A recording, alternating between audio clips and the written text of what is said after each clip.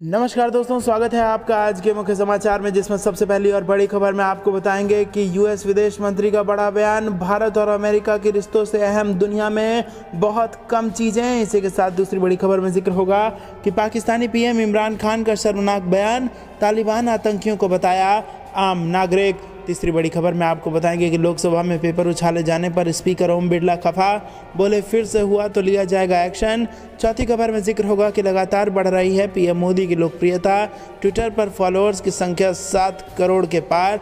और चौथी खबर में जिक्र होगा कि पेट्रोल डीजल पर आम आदमी को बड़ी राहत, फटाफट जाने अपने शहर के नए रेट। दोस्तों, हर एक खबर की गहराई में आपको ले जाएंगे, लेकिन उससे पहले अगर आपको भी देश की सेना और पीएम मोदी पर पूरा भरोसा है तो आप अभी इस वीडियो को लाइक कीजिए और कमेंट में लिखिए जय हिंद। दोस्तों, रुक करते हैं तमाम बड़ी खबरों की तरफ। भारत और अमेरिका के रिश्तों से अहम दुनिया में बहुत कम चीजें, बोले यूएस विदेश मंत्री। जी हां दोस्तों, भारत और अमेरिका के बीच बढ़ते संबंधों की बानगी बुधवार को दोनों देशों के विदेश मंत्रियों की दिल्ली में मुलाकात के दौरान देखने को मिली। अफगानिस्तान, इंडो पैसिफिक क्षेत्र की रणनीति, कोरोना संकट और क्षेत्रीय सुरक्षा के मुद्दों पर इस दौरान बात हुई। इस मीटिंग में अमेरिकी विदेश मंत्री एंटनी ब्लिंकन ने कहा कि दुनिया में इतने अहम कुछ ही रिश्ते होंगे जितने अमेरिका और भारत के हैं। उन्होंने कहा कि दुनिया के मुख्य लोकतांत्रिक देशों के तौर पर हम अपने लोगों की आज़ादी, समानता और अवसरों के लिए तत्पर हैं। उन्होंने कहा कि अमेरिका और भारत के रिश्ते 21वीं सदी और उसके बाद की दुनिया में बदलाव लाएंगे, इसीलिए भारत से रिश्ते अमेरिका की विदेश नीति की सर्वोच्च प्राथमिकता में है। अफगानिस्तान का जिक्र करते हुए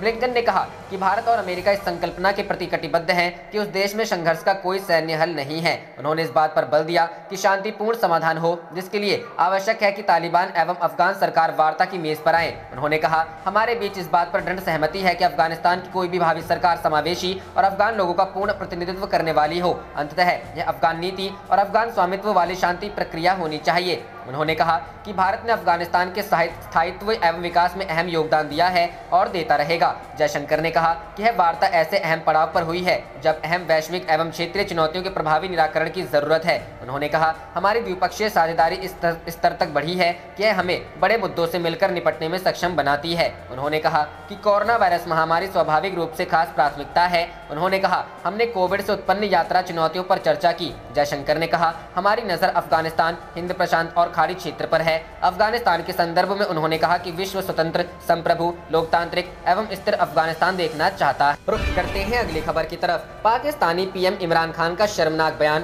तालिबान आतंकियों को बताया आम नागरिक। जी हां दोस्तों, पाकिस्तान के प्रधानमंत्री इमरान खान नियाजी ने अफगानिस्तान में खून की होली खेल रहे तालिबान आतंकियों को आम नागरिक करार दिया है। उन्होंने यह भी कहा कि अमेरिका में अफगानिस्तान में सब बर्बाद कर दिया। इमरान ने कहा कि पाकिस्तान में 30 लाख शरणार्थी रहते हैं और पाकिस्तान कैसे उनके खिलाफ कार्रवाई कर सकता है। उन्होंने कहा कि इन शरणार्थियों में ज्यादातर पश्तून हैं। यह वही जातीय समूह है जो अफगानिस्तान में लड़ रहा है। इमरान खान ने पीबीएस को दिए इंटरव्यू में कहा, अब उनके 5 लाख लोगों के शिविर हैं। तालिबान किसी तरह का सैन्य संगठन नहीं है, वे सामान्य नागरिक हैं। अगर इन शिविरों में आम नागरिक हैं तो पाकिस्तान उनके खिलाफ कैसे कार्रवाई कर सकता है? आप उनको शरणार्थी कैसे कह सकते हैं? जब उनसे पाकिस्तान में आतंकियों के सुरक्षित पनाहगार के बारे में पूछा गया तो उन्होंने कहा, कहां पर सुरक्षित पनाहगार हैं? पाकिस्तान में 30 लाख शरणार्थी हैं, वे उसी जाति गुट से आते हैं जिससे तालिबान आते हैं। पाकिस्तान पर लंबे समय से आरोप लगते रहे हैं कि वह अफगान सरकार के खिलाफ तालिबान की सैन्य, वित्तीय और खुफिया मदद कर रहा है। इमरान खान ने इन आरोपों को खारिज कर दिया और कहा कि यह पूरी तरह से अनुचित है। इमरान ने दावा किया कि हजारों की तादाद में पाकिस्तानी लोगों ने अफगानिस्तान में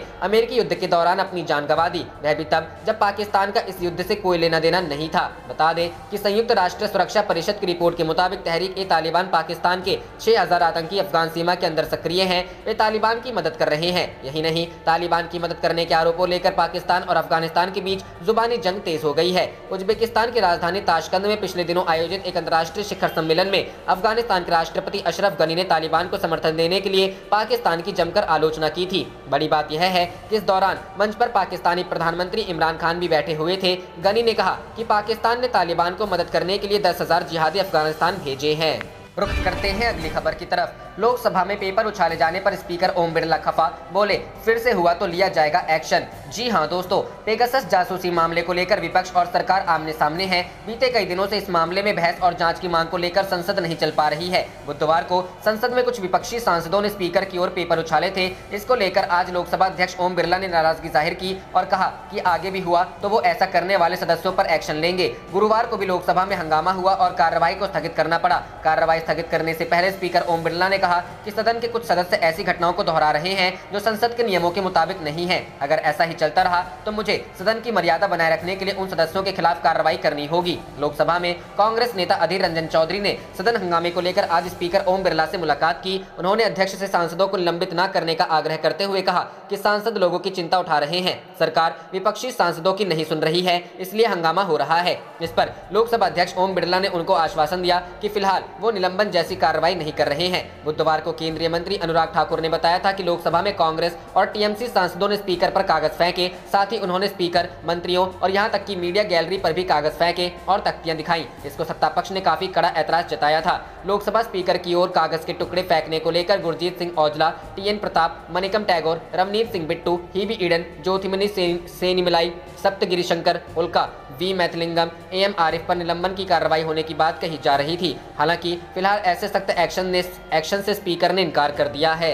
रुख करते हैं अगली खबर की तरफ। लगातार बढ़ रही पीएम मोदी की लोकप्रियता, ट्विटर पर फॉलोअर्स की संख्या 7 करोड़ पार। जी हां दोस्तों, प्रधानमंत्री नरेंद्र मोदी की लोकप्रियता लगातार बढ़ रही है। सोशल मीडिया साइट ट्विटर पर पीएम मोदी के 7 करोड़ से ज्यादा फॉलोअर्स हैं। इसी के साथ ही पीएम मोदी सोशल मीडिया पर फॉलो किए जाने वाले भारतीय नेताओं की सूची में सबसे ऊपर हैं। मोदी के बाद पोप फ्रांसिस के माइक्रो ब्लॉगिंग साइट पर सबसे अधिक 5.3 करोड़ फॉलोअर्स हैं। हालांकि पीएम मोदी से पहले यह रिकॉर्ड अमेरिका के तत्कालीन राष्ट्रपति डोनाल्ड ट्रंप के नाम था, जिनका ट्विटर अकाउंट अब बंद कर दिया गया है। गुजरात के मुख्यमंत्री के रूप में अपने कार्यकाल के दौरान पीएम मोदी ट्विटर से जुड़े थे। एक साल के अंदर ही उनके 1 लाख फॉलोअर्स हो गए थे। जुलाई 2020 में पीएम के ट्विटर फॉलोअर्स की संख्या 6 करोड़ तक पहुंच गई थी। वहीं केंद्रीय गृह मंत्री अमित शाह के ट्विटर पर 2.63 करोड़ फॉलोअर्स हैं, जबकि कांग्रेस नेता राहुल गांधी के 1.94 करोड़ फॉलोअर्स हैं।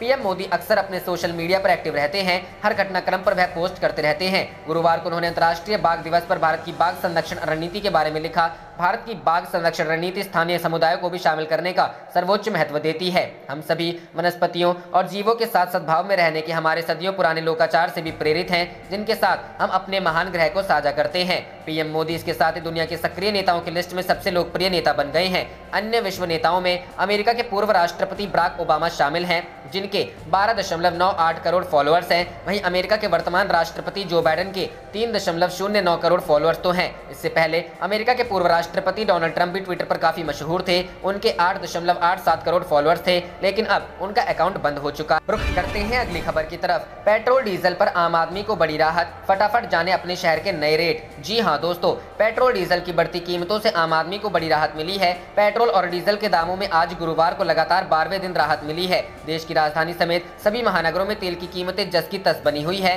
राजधानी दिल्ली में 1 लीटर पेट्रोल की कीमत 101.84 रुपए और डीजल 89.87 रुपए है। वहीं इंटरनेशनल मार्केट में कच्चे तेल की कीमतें $74 के आसपास चल रही है। मई के बाद से पेट्रोल डीजल की कीमतों में बढ़ोतरी देखने को मिल रही है। 42 दिनों में पेट्रोल करीब 11.52 रुपए तक महंगा हो चुका है। बता दें, मई से लेकर जुलाई तक रुक रुक कर ईंधन की कीमतों में इजाफा देखने को मिला है।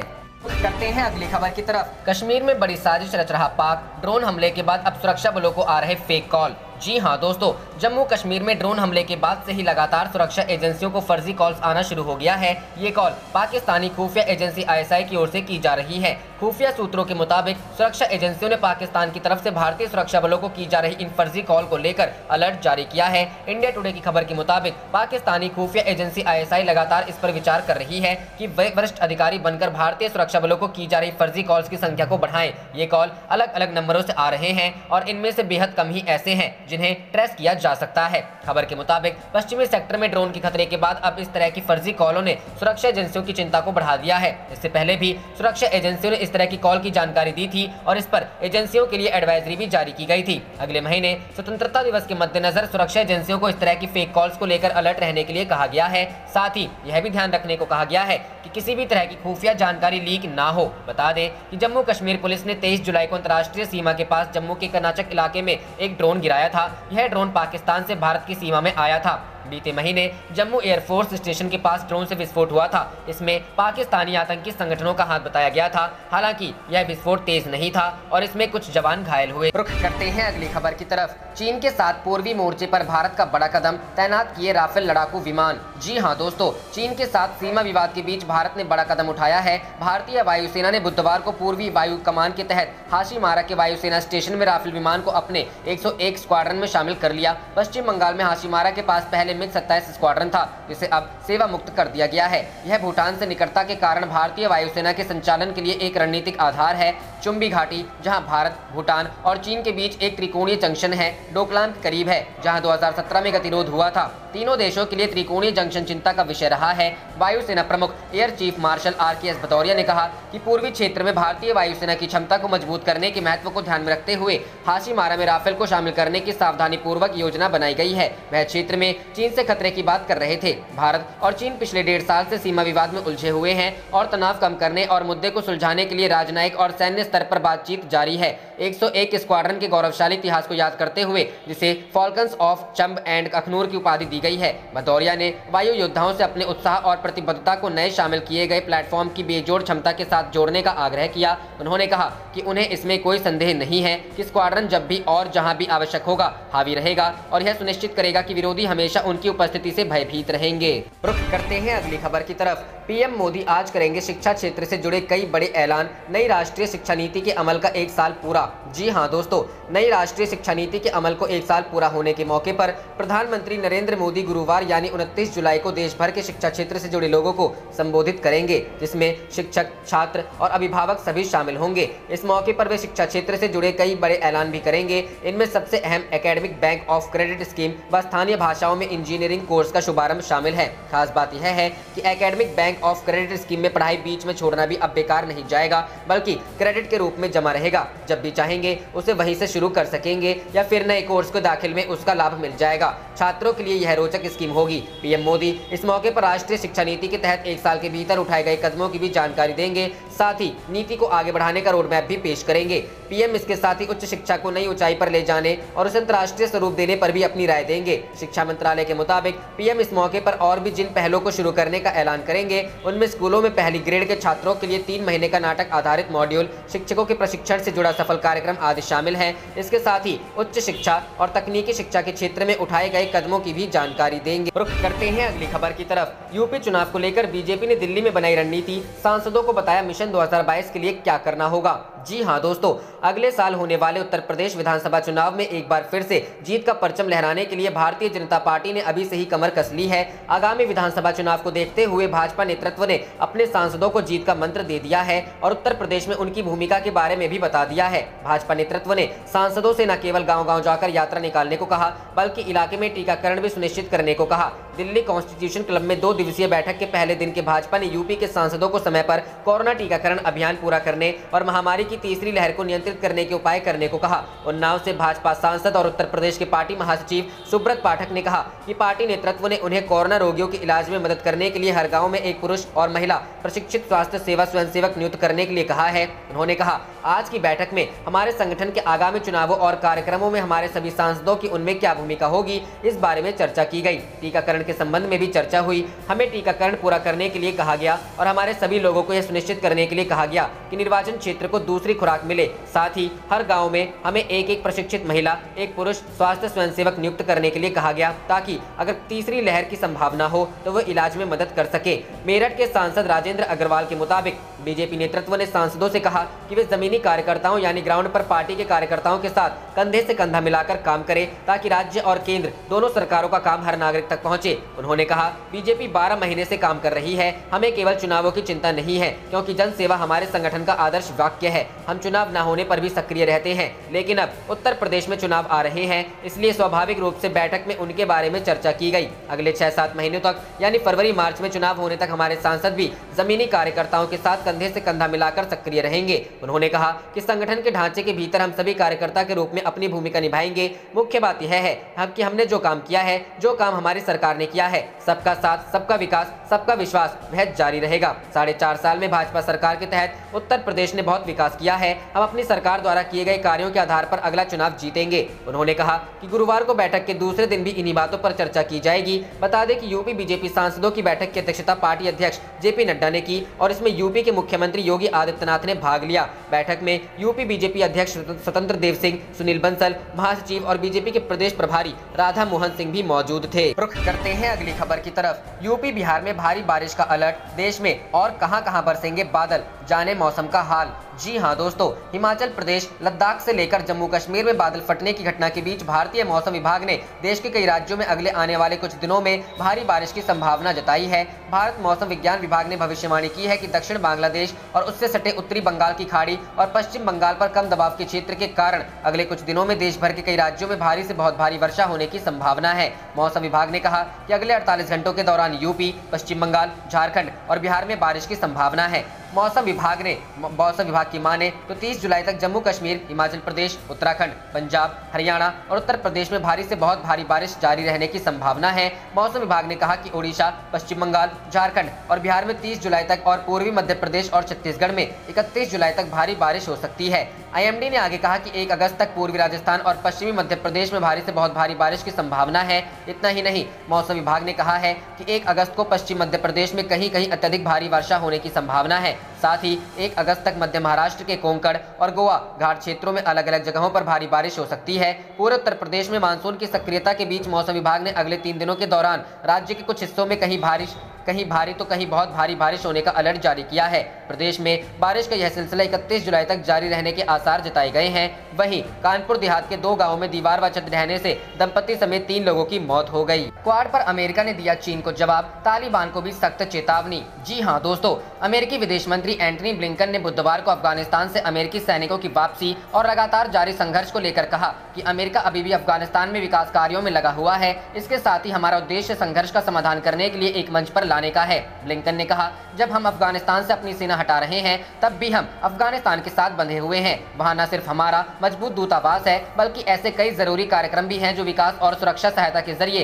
अफगानिस्तान को आर्थिक रूप से समर्थन देते हैं। ब्लिंकन ने कहा, हम अफगानिस्तान में संघर्ष के समाधान के लिए पार्टियों को एक साथ लाने के लिए काम करने की कूटनीति में जी जान से जुटे हुए हैं। ब्लिंकन ने तालिबान पर निशाना साधते हुए कहा, बलपूर्वक देश पर अधिकार करना और लोगों के अधिकारों का हनन करना अपने मंसूबों को हासिल करने का रास्ता नहीं है। उन्होंने कहा, केवल एक ही रास्ता है और वह है बातचीत की मेज पर संघर्ष को शांतिपूर्ण ढंग से हल करना। अमेरिकी विदेश मंत्री ने कहा, तालिबान का कहना है कि वह अंतर्राष्ट्रीय मान्यता चाहता है, कि वह अफगानिस्तान के लिए अंतर्राष्ट्रीय समर्थन चाहता है। शायद इसीलिए वह चाहता है कि उसके नेता दुनिया में स्वतंत्र रूप से यात्रा करें और प्रतिबंध हटा दिए जाएं। ब्लिंकन ने आगे कहा, तालिबान सिटी सेंटर्स में आगे बढ़ रहा है। अफगानिस्तान के लोगों पर उनके द्वारा अत्याचार किए जाने की खबरें भी सामने आ रही हैं, जो कि काफी परेशान करने वाली बात है। उन्होंने कहा, यह निश्चित रूप से देश को लेकर उनके इरादों के अच्छा होने का संकेत नहीं है। ब्लिंकन ने कहा कि हम अफगानिस्तान में अभी भी प्रयास कर रहे हैं। रुख करते हैं अगली खबर की तरफ। मोदी सरकार ने संसद में बताया, जम्मू कश्मीर को कब मिलेगा राज्य का दर्जा, आतंकवाद पर भी दी रिपोर्ट। जी हां दोस्तों,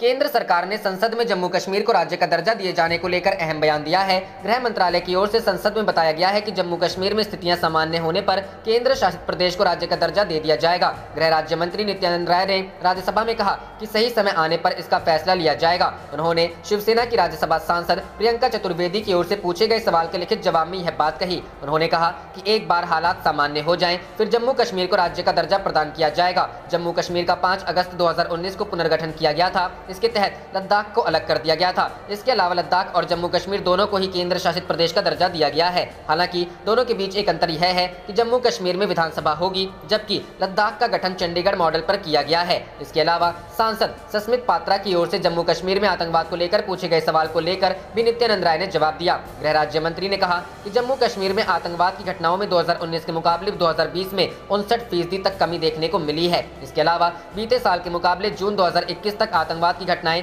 31% तक कम रही है। नित्यानंद राय ने कहा कि सरकार की आतंकवाद को लेकर जीरो टॉलरेंस की नीति है। बीते सालों में केंद्र शासित प्रदेश की सुरक्षा को मजबूत करने के लिए कई कदम उठाए गए हैं। उन्होंने कहा कि कश्मीर में अब सुरक्षा बलों का सर्च ऑपरेशन प्रभावी हुआ है। बड़ी संख्या में आतंकियों के इस साल अब तक मार गिराया गया है। इसके अलावा कश्मीरी पंडितों के विस्थापन को लेकर होम मिनिस्ट्री ने बताया कि फिलहाल घाटी में कश्मीरी पंडितों और डोगरा हिंदुओं के 900 परिवार रह रहे हैं। रुख करते हैं अगली खबर की तरफ। भारतीय नौसेना ने जारी की चेतावनी, नेवी बेस के 3 किलोमीटर तक अगर ड्रोन उड़ाया तो मार गिराया जाएगा। जी हाँ दोस्तों, गुजरात में उड़ान वर्जित क्षेत्र घोषित सभी नौसेना प्रतिष्ठानों के 3 किलोमीटर के दायरे में उड़ते पाए जाने वाले ड्रोन और मानव रहित वायुयान को या तो जब्त कर लिया जाएगा या मार गिराया जाएगा। रक्षा प्रवक्ता ने बुधवार को यह जानकारी दी। एक रक्षा बयान में कहा गया है कि सभी व्यक्तियों या अन्य एजेंसियों को किसी भी उद्देश्य से इन क्षेत्रों में ड्रोन उड़ाने से निषिद्ध किया जाता है। जम्मू कश्मीर पुलिस द्वारा केंद्र शासित प्रदेश के अखनूर इलाके में अंतर्राष्ट्रीय सीमा से करीब 8 किलोमीटर अंदर आईईडी लदे एक ड्रोन को मार गिराए जाने के कुछ दिनों बाद यह चेतावनी दी गई है।